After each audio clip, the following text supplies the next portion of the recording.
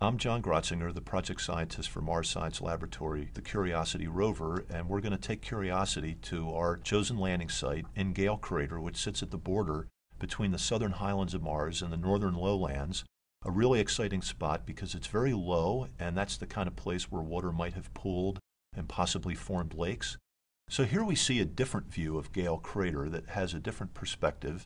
You can see our landing ellipse down at the bottom there, which is the white circle, and in the middle of Gale Crater is this mountain of rock that is 5 kilometers high, made layer by layer by layer, but the layers at the bottom are the ones that we're most interested in because we think that those were deposited in an aqueous environment, which is very important for understanding habitability.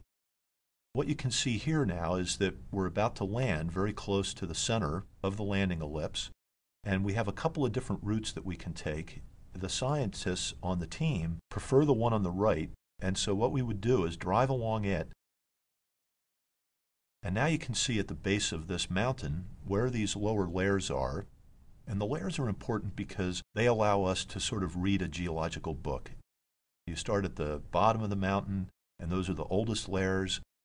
And then the layers that occur up near the top, those are the youngest parts, the youngest chapters in the book.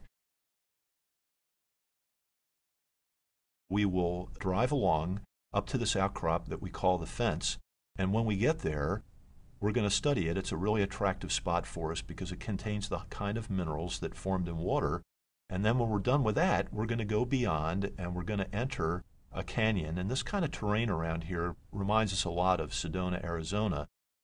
And all the rocks around here are formed in aqueous environments. And so there's a lot of rock, hundreds of meters of it, layer after layer that we can study to tell us about the history of Mars at Gale Crater. Now we cross a boundary and we go into a very different type of rock. You can see how it weathers very differently. It's really rugged. So at that point in the mission, we'll be beyond our initial mission of 2 Earth years. This will take us into many years afterwards of exploration as we drive around this very rugged terrain. If we make it, we'll be able to look back over the area that we have previously studied, back down in towards the bottom of Gale Crater, back towards our landing ellipse.